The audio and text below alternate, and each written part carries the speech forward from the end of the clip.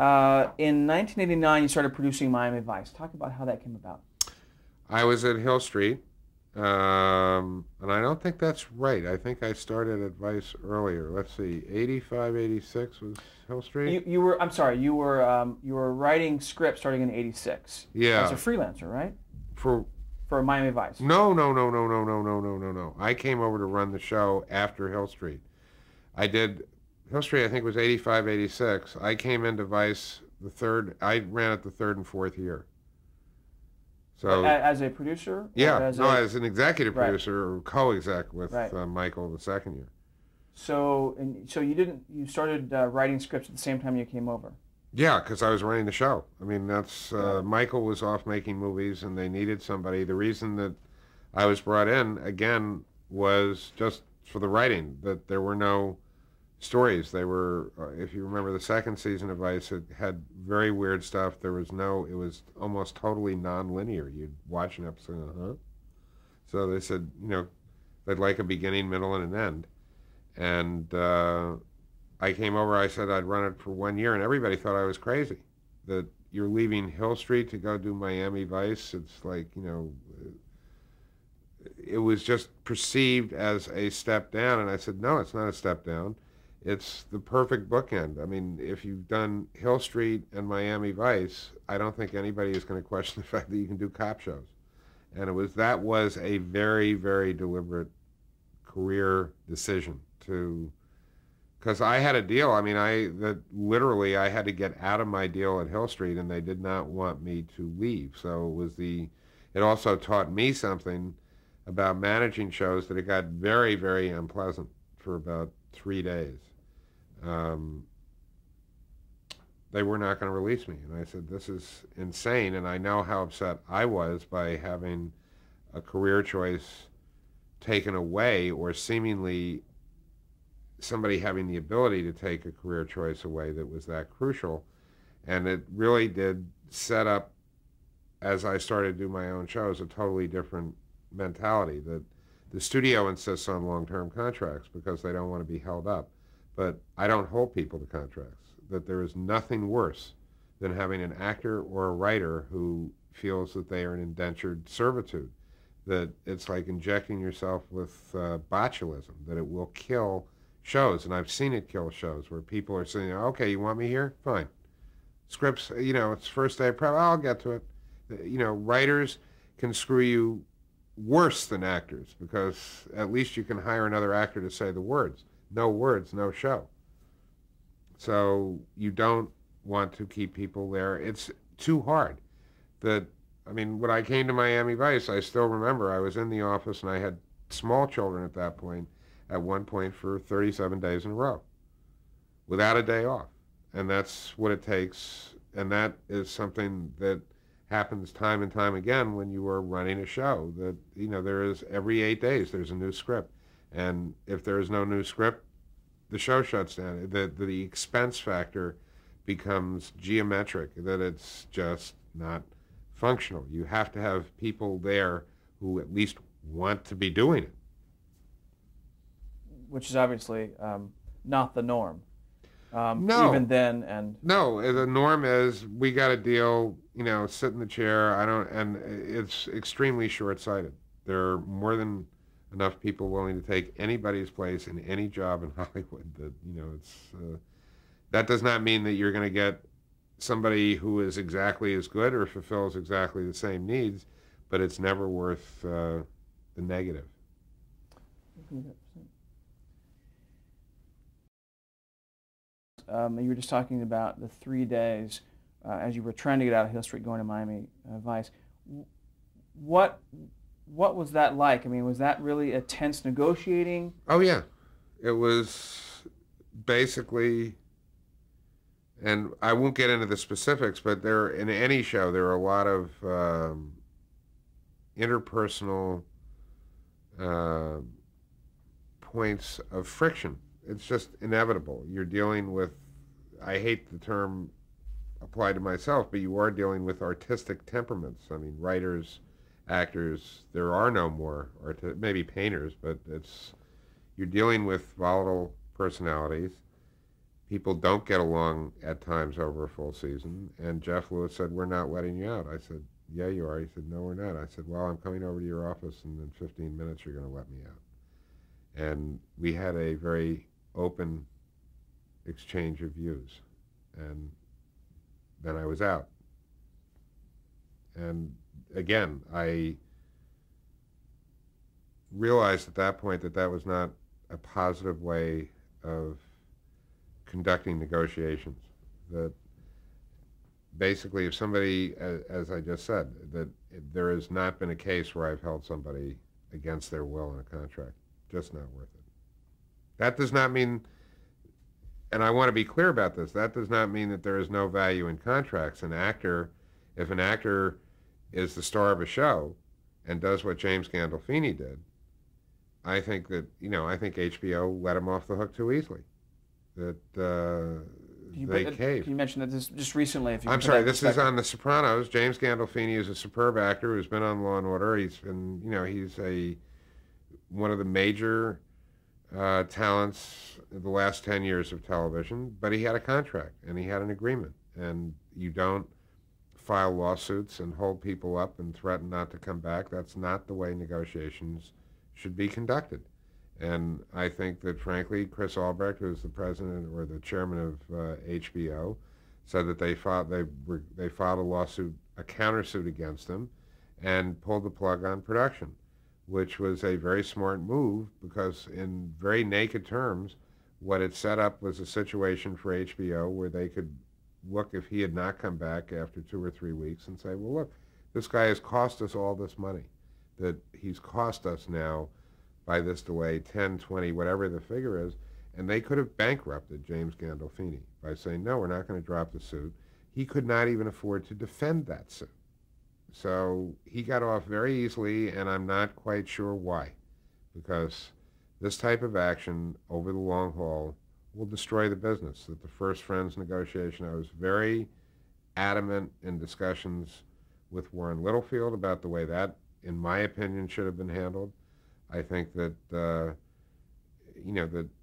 I have never, personally, I have never gone in and said, I have renegotiated deals under, my own deals, or have had them renegotiated under certain circumstances, but it has never been said, I'm not going to show up. There is renegotiation as a part of the business. When a show becomes successful, obviously, somebody is going to make more money than they anticipated, and that should be spread around among the people that are making the show work. But to do it in a public forum, to file lawsuits when they're specious, is no way to run a railroad. And I don't want to play. It's one thing to talk to agents quietly and managers and lawyers and sit and negotiate, have a negotiation that is done in a professional, business-like, behind closed doors manner. And anything else is out of line. You wouldn't do it, and GE doesn't come back and say, unless you give us a better rate, we're going to shut down the line. It's just, that's not, if you have a contract with somebody, you live up to the terms of the contract. Great. Let's go back to Miami Vice. Describe the cultural impact of that show. Huge. I don't know. Let's put it this way. I don't know if I would ascribe the word culture to it. The popular impact of the show, Pop culture. Huge. Cannot be overestimated. Changed the look of television, changed the rhythm of television. That's all Michael Mann, who still, and Tony Yerkovich wrote a great script, but, the wet down streets and the pink glow and all that stuff, that was Michael. I mean, he is, as a director, I think he is the American director who puts the most in the frame of any working director. I mean, you look at some of his films and the visuals are astounding. And I don't even think Michael would cavil with this. It's the reason I was brought into Miami Vice, and it's the reason that he does make certain types of movies. He is much more concerned as a filmmaker with the visualization of ideas than necessarily telling a linear story. And that's a choice. It's worked, it works extraordinarily well in some of his films and not extraordinarily well in others. But visually, I mean, you look at the original Manhunter, which was, the precursor of Silence of the Lambs and Hannibal, and it is, the guy in the wheelchair on fire and all those scenes, the tiger scene where the blind girl is stroking the anesthetized tiger, that's like, where did that come from? And Michael does that superbly. So the show, he hooked into something, and there were a lot of people involved with that. Guzmano, who is his visual consultant, I think was the credit, came up with a lot of the look of that. And then you had exactly the right guys in the role. Don Johnson, everybody now conveniently forgets, had made 7 failed pilots. He was like, he was Nielsen poison. Nobody wanted him for anything. Philip Michael Thomas came out of nowhere. And that show, again, the Too Short Trigger, what everybody also forgets is that the show was a flop the first season. It took off the first summer in reruns because it was Friday at 10. It was, not a great time slot. Wasn't working. Should have been canceled. But it was MTV Cops, and it was, Brandon thought the show would work, and lo and behold, after a full season, the summer numbers were really strong. Certainly, all the shows that you've done, it's been so story driven. That show is really had been style over substance. Totally style over substance. And so, what attracted you to the show then? Because it was such a popular, it was such a pop culture icon as a show that it was literally, again, the yin and yang of Hill Street and Miami Vice, both on the same network, both separated by literally 24 hours on the schedule, Thursday at 10, Friday at 10. You couldn't have 2 more different shows that were still in the same genre. I think that's really why, because if you can do this, and it was and I think even Michael would admit this, there was a decided change from in season 3 and 4 from what had gone before, and the show was doing probably a little better. I mean, it was established, and that was one reason it was doing better, but also the first episode that I wrote was the 3rd season opener, and it was kind of weird. It was Liam Neeson as an IRA terrorist who came to Miami to shoot down a commercial airliner with a Stinger missile. It was, it's, again, it was ripped from the headlines, but it was not a headline that had been written yet. But it was a story. It had a beginning, middle, and an end. It was, they blew up Crockett's Ferrari at the second act out to show that the Stingers worked. There was a lot of stuff that fed into the Miami Vice mythology, but it was a very structured beginning, middle, and an end story. Liam Neeson comes to Miami. Liam Neeson dies in Miami. And what happened in the intervening 44 minutes was kind of interesting. Was part of your deal in regards to Miami Vice to come on as executive producer and write occasionally? No, I came on the first year as a producer because it was the era of fewer credits. I mean, Michael was the executive producer. I was the writing producer. I mean, I was the showrunner. I mean, he wasn't here. He was making Manhunter. But we did have some fabulous fights because he would come in. His office used to be down in on the first floor in that far corner, and people would stand in the stairway, and with our doors closed, you could hear both sides of the fight because we'd be screaming so loud. And it was healthy. I mean, it was. I think there is a lot of mutual respect, but Michael is a director. Talk about how many scripts did you contribute, and how involved were you once you came on board with evolving the stories? Oh, on Miami, I was the showrunner. I don't even know how many.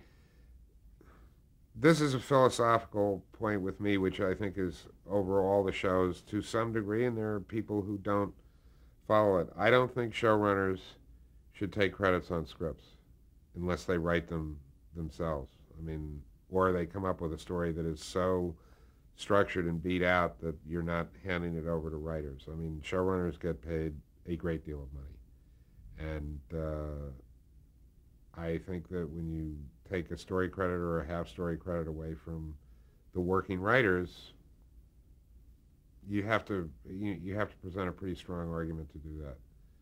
Um, and I think most of the showrunners over the years have adhered to that. Great. Any episodes that stood out in your mind where you had a lot of fun or really proud of the script? Well, the one that sticks with you because that's how many 15 years ago. I mean, they all sort of those episodes of Vice. There were ones that I really liked that were kind of aberrant. You know, that went off in different directions that were unexpected. That were kind of out there. Those were the really fun ones. The James Brown episode with aliens and everything, that got way out there that you couldn't do on any show but Miami Vice. I mean, the one that I remember because it's the one, A, I wrote it, B, it was the first episode, C, it was the first time I had spent really any time in Miami, and D, it was Liam Neeson who Bonnie Timmerman found. And brought over, and it turned out to be a great episode. Another one was the Julia Roberts episode, which was her first appearance on film, and Bonnie sent me this tape, and Julia was about 18 at the time, and Crockett needed a girlfriend for this episode where he had amnesia and had gone to Fort Lauderdale and thought he was a drug dealer because he'd gotten hit on the head, and Julia Roberts was the girlfriend of the other major drug dealer who he then got involved with, and Bonnie sent me the tape of Julia, and she was all teeth, and she looked like she was 18. I said, Bonnie, she's a little young, and it's she's a pretty good actress, but why are we putting her in? She said, Dick, her brother is about to become the biggest movie star in the world. Do yourself a favor, put his sister in the show. So that's when I remember. Great. How long did you work in the series? 2 years. And why'd you leave? Because I had an opportunity. The real reason I left is that Kerry McCluggage, who was now at that point was the president of Universal Television, who I had worked with on Vice, and we were really pretty close, had gone to New York in the spring of '88 and had sold a mystery wheel to ABC, which was Columbo. I don't know what the second one was. It might have been no, it wasn't McCloud, but it was Columbo, and then this new show that I had come up with for Lou Gossett, because they wanted a vehicle for Lou Gossett called Gideon Oliver. And lo and behold, Kerry went to New York and sold it. And all of a sudden, I had an order for this show, and that meant that I couldn't. I was leaving Vice and going to make my own show. And tangentially, that leads to another very amusing story. That the first day of shooting in New York on Gideon Oliver, Michael calls me on the set, and he said, "Congratulations, it's your first day with your own show. You're going to do great. Who have you fired?" I said, "What? Fired somebody?" He said, "Yeah, fired." I said, "I haven't fired anybody." He said, "Dick, go down to the set and fire somebody. It doesn't matter who it is, craft service. Just let them know that you're the executive producer and fire somebody. Take my advice." I didn't. But Michael was quite famous for doing that. It's. I think my game plan might have been to send down somebody I knew that I could fire. Get out of here! But no. It's all about different styles of work. It's absolute, and everybody has a different style. Stephen has a very different style than mine. David Kelly and Aaron Sorkin. God, I don't know how they do what they do. That I'd be a serial killer by now if I had to do that. But it's different strokes, and nobody does it the same. Describe Gideon's a little more. It's a serial, but it really. No, it wasn't a serial. It was a television movies and 2 hour. series. Yeah, it was. They were a series of 2 hour movies that you would do instead of 22 episodes. You would do, I guess, I think it was the order was 7 or 8 2 hour movies, which was a nightmare in and of itself because he was a forensic anthropologist, which actually exists. It was based on a character in a series of books. And Lou was great, but making the show was horrendous because nobody realized, I mean, there is a reason that 2 hour movies on television, the pay scale is much higher, everybody gets paid a lot more, and the shooting schedules are longer, significantly longer. We were basically trying to do this on a budget that was the equivalent of 2 episodes of a series, but since it was split over 3 episodes, 3 different shows, it was an economic model that didn't work. It was too expensive, and people were dropping like flies. That we went down to Mexico to shoot these 2 episodes, and literally I was sitting here, and we sent down, the line producer who was down there, got, the Turistas and became incredibly sick. We sent down another producer, then we sent down Bill Sackheim, who was in his 60s at that point and ended up in the hospital. He got so sick. And they said, Kerry called me up and said, you got to go down. I said, I am not going to Mexico because there were so many technical problems that we were sitting there. The film came back the first 2 days in Mexico and you couldn't hear anything. All you heard was traffic, that they'd be talking like this. And I said, what the hell is going on with the sound? And they said, I don't know, it must be a transfer problem because this guy is the best sound man in Mexico. So we send down a sound expert, and the guy had wired his board backwards, which meant that all the microphones on the actors were the background microphones, and the background microphones were what should have been on the actors. So all you heard was car noises, honk, honk, and the people going, you couldn't hear them. It was everything that went wrong. I mean, 4 producers, hors de combat, sick, 1 in the hospital, and the show wasn't, going to get renewed anyway. So that's too expensive. But it was a good experience. And Lou is one of the best people I've ever worked with. So, everything there are cosmic balances and everything. There have also been totally negative experiences. That wasn't one of them. What about Christine Cromwell? How did you do that differently? Christine Cromwell, no, we made the same mistakes all over again. And but Jacqueline, it was a great cast. It was Jacqueline Smith, Ralph Bellamy, wait a minute, from Celeste Holm. I mean, really extraordinary actors, and the show was really fun to do. It brought home another fact of television life, because you can name all the shows, all the dramas with female leads, single leads that succeeded on one finger. I mean, the closest you could get would be Policewoman with Angie Dickinson. Dramas with female single leads do not work. There's an overall statement, because I don't know why. They just don't. Can you name one? No, I'm thinking I'm like, but there have only been 50 years of commercial television. So Murder, She Wrote counts. There's one. Very good. That was Pam Gong, by the way. That was Pam Gong. Excellent. That's right. That's about the only one. So, but comedy is totally different than drama is.